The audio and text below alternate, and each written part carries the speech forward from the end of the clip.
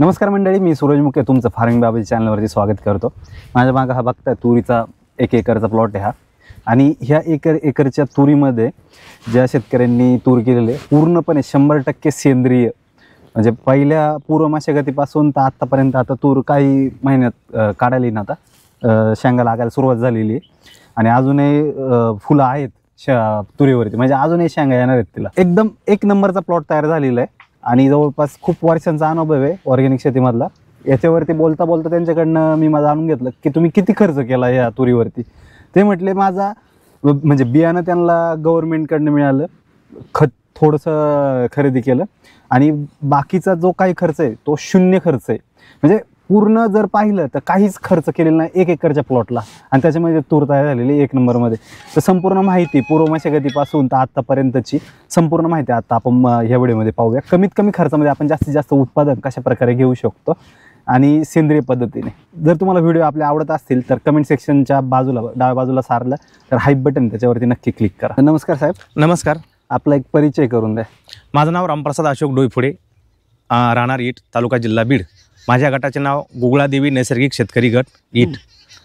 तुम्ही सेंद्रिय शेती कधीपासून करताय? मी 2018 पासून सेंद्रिय शेती करतोय आणि यावर्षी मी सर हा गोदावरी तुरीचा प्लॉट घेतलेला आहे आणि याचा मी पूर्व मशागत पासून जी याची ट्रीटमेंट केलेली, आम्ही गेल्या वर्षी पाणी फाउंडेशनमध्ये भाग घेतला आणि पाणी फाउंडेशनने आम्हाला शिकवलं की पूर्व मशागत शेतीची कशी करायची। त्यावेळेस आम्ही ज्याची नांगरट केली ती उन्हात उतारायला केली। त्यावेळेस काय झालं, आम्ही उन्हात उतारायला केल्यामुळे आमचे जे पक्ष्यांनी कोस खाल्ले त्यामध्ये पण आमचा किडीचा म्हणजे नियंत्रण झालं। त्यानंतर आम्ही ज्यावेळेस आम्ही बियाणं घेतलं त्यावेळेस आम्ही बियाण्याची उगवण क्षमता तपासली, त्याची आम्ही बीज प्रक्रिया केली। बीज प्रक्रिया केल्यानंतर आम्ही टोकन यंत्राने 7 बाय 1 फुटावर असे आम्ही तुरीची लागवड केली। जर मला त्याच्या आधी विचारायचं की तुम्ही पूर्व मशागतमध्ये काय काय केलं? पूर्व मशागतमध्ये आम्ही नांगरट केली।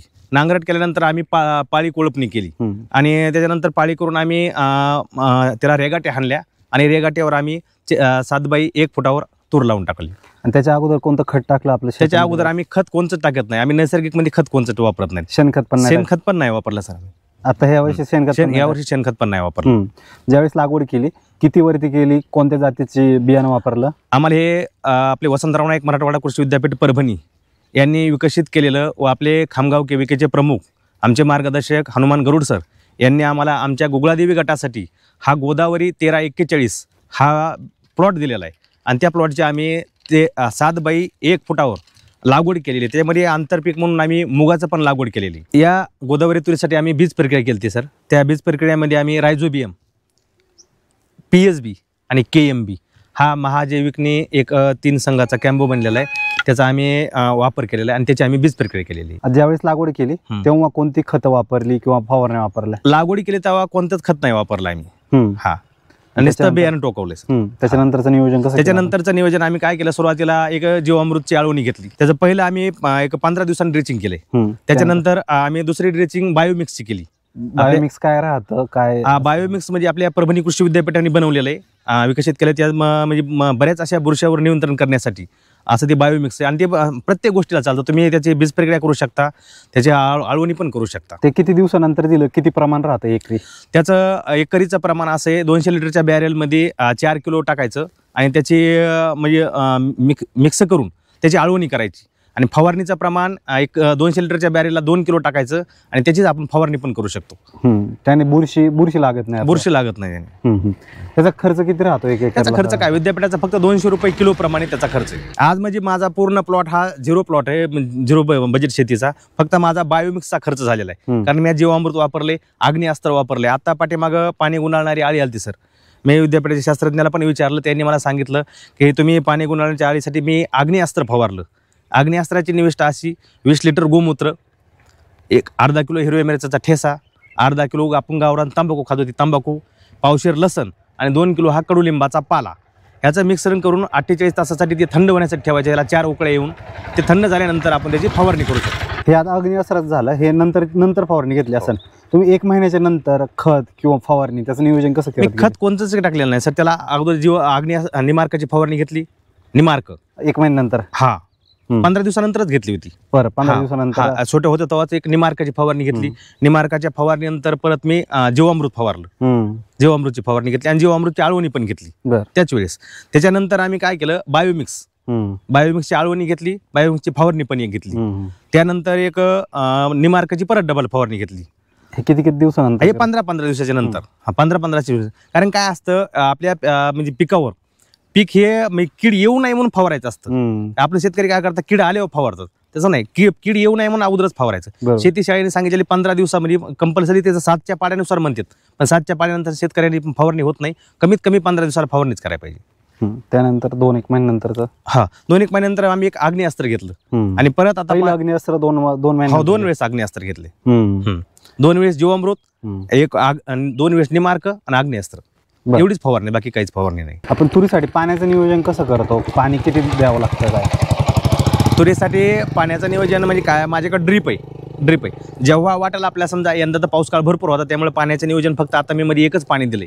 पाण्याची द्यायची आवश्यकता पण पडली नाही. पण ज्यावेळेस आपली तूर सुकल असं वाटेल की आपल्याला पाणी द्यायची आवश्यकता, त्याच वेळेस पाणी द्यावा शेतकऱ्यांनी. कारण की माझं गोदावरी 1341 वाण आहे, हा बागायती वाण आहे, याला पाणी लागतं.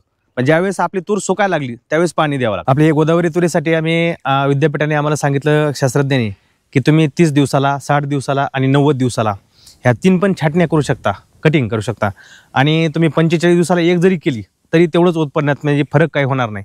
त्यामुळे मी माझ्या तुरीला 45 दिवसाला एक छाटणी घेतलेली. छाटणी मी एक मशीन भेटती, मशीन आपल्या फवाऱ्याला ती अटॅच आहे, फवाऱ्याला अटॅच करायची आणि ती अशा मशीनने आपण त्याचे शेंडे कट करीत राहायचं.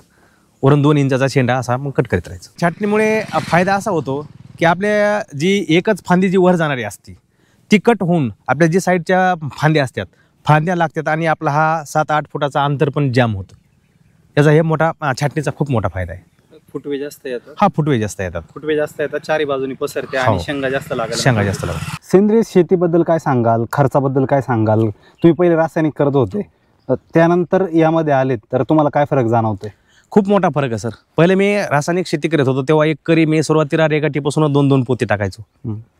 2 पोते टाकला त्याचा खर्च असायचा, आपला निविष्ठाचा खर्च, बाकीचा फवारणीचा खर्च असायचा.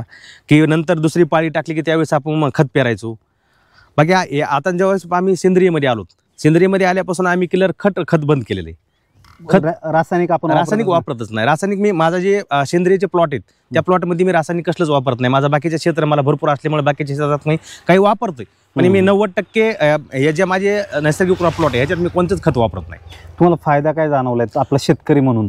फायदा जाणवला सर. फायदा, मी आता 2018 पासून शेती करतोय आणि माझा पूर्ण उदरनिर्वाह शेतीवर आहे. आणि मी 2018 पासून करतो की इथून पाठीमागं शेतकऱ्याचं काय व्हायचं, खर्च जास्त व्हायचा आणि उत्पन्न कमी व्हायचं. त्यावेळेस शेतकऱ्याला काहीच परवडत नव्हतं. आणि ज्यावेळेसपासून मी नैसर्गिक शेती करतोय त्यावेळेसपासून माझा खर्च कमी झालाय आणि माझं उत्पन्न वाढले. आणि मी माझ्या शेतीवरच ही माझी 3 एकर शेती 25 लाखाची पण विकत घेतलेली. माझ्या शेतीवर असं प्रत्येक शेतकरी म्हणतो शेती परवडत नाही. मी सांगतो गॅरंटीनी छातीवर हात ठेवून शेती परवडती, पण तुम्ही नैसर्गिक शेती करा. रासायनिक शेती केल्यामुळे रासायनिकचा खर्च वाढतो आणि आता हे नैसर्गिक हवामान बी आपल्या व्यवस्थित नाही, त्यामुळे कधी अवकाळी पडतो, कधी दुष्काळ पडतो, यामुळे पण आपल्या पिकाचं नुकसान होते. आणि नैसर्गिक शेती जर करताल तुम्हाला हा कोणत्याच म्हणजे क्वालिटीमध्ये ह्याला प्रतिकारक शक्ती पण तयार करते. आपल्या जमिनीमध्ये गांडूळ तयार होते, त्याच्यामुळे आपल्याला शेतीला कोणती दुसऱ्या रासायनिक खत टाकायची गरज नाही. मूग केल्यामुळे माझा मुगाचा फायदा काय झाला, मला मुगाला म्हणजे आंतरपीक विमा निघलं. माझा 8,000चा ह्याच्यात मुगाचं मला उत्पन्न झालं.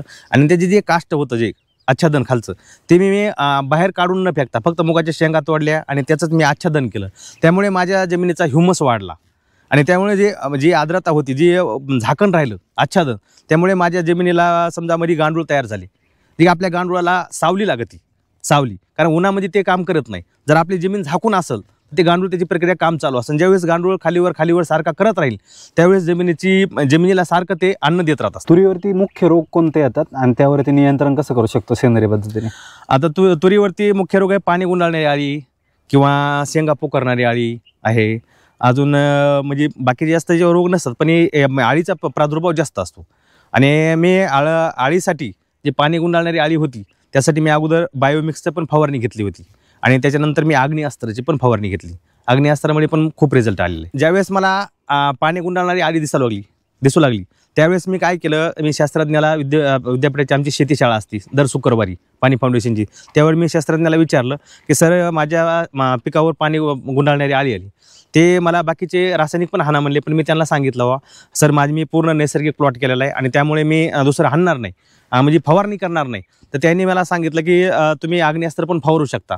आणि ज्यावेळेस मी आग्नेयास्त्र फवारला तेव्हा माझ्या प्लॉटवर मला 100% रिझल्ट आला, एकही पाणी गुंडाळणारी आळी राहिली नाही.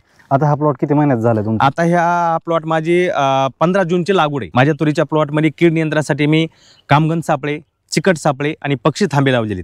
त्याच्यामुळे माझा फायदा काय झाला की आपल्या पिकावर जी येणारी थ्रिप्स असन, मवा असन, तुडतुडे असतील, ह्या त्या चिकट सापळ्याला चिटकून राहायला लागले आणि त्यामुळे आपलं कीड नियंत्रण व्हायला लागलं. आणि जी आपली मादी असती अंडे घालणारी पतंग, तो पतंग मी कामगन सापळा लावल्यामुळे त्याच्यामध्ये मी कोरपा आणि स्पोडोलेर ह्याचे मी 6 असे 12 कामगन सापळे लावले होते एकरी 12. त्याच्यामुळे काय झालं, माझी जी आळी होती पतंग आळी, जे मादीचं नरचं मिलन होतं त्यावेळेस एका रात्रीमध्ये हजारो अंड घालतात, त्याचं मिलन म्हणजे कंट्रोल झालं आणि माझ्या कामगन सापळ्यामध्ये 5-5, 6-6 नर पतंग मला त्यात आढळले आणि ते मी काढून नष्ट केले. आणि आता जे मी टी आकाराचा पक्षी थांबा बनवलेला आहे, त्या पक्षी थांब्यावर पण हे पक्षी येतात आणि जे आपल्या पिकावर जी आळी पडती ते वेचून खातात. त्यामुळे आपल्या म्हणजे नैसर्गिकमध्ये हेच महत्त्वाचं आहे सर, की आपण कामगन सापळे लावणे, चिकट सापळे लावणे, पक्षी थांबळे, जीवामृत, आग्नेयास्त्र, दसपर्णी अर्क हे फवारणी. फुलं जास्त येण्यासाठी आणि फुलं टिकण्यासाठी आपल्या झाडावरती त्यासाठी काय फवारणी घेणं गरजेचं आहे? आता फुलं रासायनिकमध्ये तसे भरपूर आहेत, पण आम्ही नैसर्गिकमध्ये काहीच नाही सर. आम्ही नैसर्गिकमध्ये ज्यावेळेस आम्ही जीवामृत ते ड्रिचिंग केलेलं आहे, बायोमिक्स ड्रिचिंग केलेलं आहे, त्यामुळे आमच्या जमिनीचा पोत सुधारलेला आहे. आणि पोत सुधारले असल्यामुळे आमचं होईन तेवढं 90% फुलगळ होतच नाही. आणि त्यासाठी आम्ही दुसरं कोणतंच वापरलेलं नाही. आता याच्यावरती 5 महिन्यानंतर काय फवारणी होतील? आता फवारणी फक्त आता आळीसाठी एक फवारणी घ्यायची, एक निमास्त्राची फवारणी, निमार्काची फवारणी घ्यायची आणि एक आग्नेयास्त्राची फवारणी डबल घ्यायची. 2च फवारणी, 2 फवारण्या फक्त राहिलेल्या. याच्यानंतर तूर काढायला येईल. तूर काढणार. एक अंदाजे यामधनं आपल्याला किती उत्पादन निघेल एकरी? एक अंदाजे यामधने 16-17 क्विंटल उत्पन्न निघालं पाहिजे. ज्या प्रकारे आता प्लॉट आहे, आज जो प्रकारे शेंगा लागलेल्या आहे झाडाला, यामधून अशी अपेक्षा आहे की 16-17 क्विंटल उत्पन्न निघालं पाहिजे. कारण गेल्या वेळेस आम्ही एक आष्टीमध्ये आमच्याच गटाच्या माध्यमातून आम्ही अभ्यास दौरा केला. अभ्यास दौऱ्यामध्ये आम्ही एक माऊली गटाची शेतकरी गटाची आम्ही तूर बघितली होती आणि त्यावेळेस मला संकल्पना सुचली की आपण यावर्षी पण गोदावरी तूर करायची. आणि आम्ही त्यांचा प्लॉट बघितल्यापासून आम्ही तिला म्हणजे तळ हाताच्या फोडाप्रमाणे आजपर्यंत जपलेलं आहे. आणि तसाच प्लॉट बी मला यश आलेलं आहे, कारण की त्यांचा पण असाच प्लॉट होता आणि त्यांना 17 क्विंटलचा ॲव्हरेज आलेली एकरी. बरोबर. हा, आमची पण अपेक्षा आहे की आम्हाला 15-16-17 क्विंटल पर्यंत यायला पाहिजे. तुम्ही आता 1 एकरची तूर केलेली, तर पहिल्यापासून आतापर्यंत तुम्ही किती खर्च केला याच्यावरती? या माझ्या 1 एकरच्या तुरीला फक्त माझा विद्यापीठाचा बायोमिक्सचा खर्च आहे सर.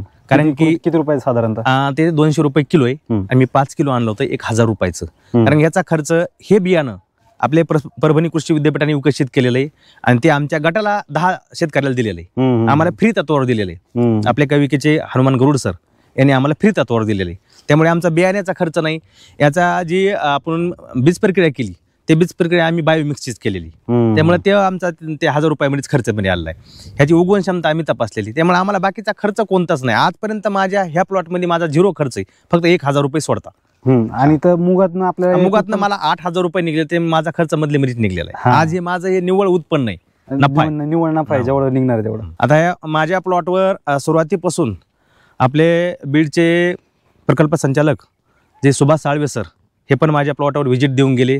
तसेच आपले तालुका कृषी अधिकारी हे पण व्हिजिट देऊन गेले. आपल्या खामगाव केविकेचे प्रमुख डॉक्टर हनुमान गरुड सर आणि त्यांच्यासोबत आपले परभणी कृषी विद्यापीठाचे टेकाळे सर, ज्यांनी आम्हाला आमच्या गुगलादेवी शेतकरी गटाला अवजार बँक दिली, ते पण व्हिजिट करायला आलते. तसेच माझे गुरुवारी श्रद्धास्थान गोरक्षनाथ टेकडीचे महंत नवनाथ बाबा हे पण बघण्यासाठी आलते. आणि आता पाठीमागं आपले विभागीय समन्वयक संचालक श्री सुनील वानखेडे सर यांनी पण माझ्या शेतीवर व्हिजिट दिलेली आहे.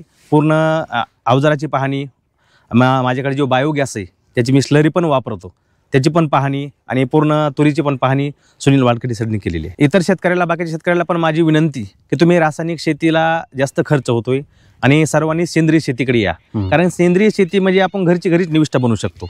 आपल्याला जर एक गाय असेल, एक गाय तुमची 10 एकर शेती करू शकते आणि तुम्ही एक गाय जर घेतली तर तुमची शेती म्हणजे ऑटोमॅटिक होती. त्याच्या निविष्ठा तुम्ही घरची घरी बनवू शकता.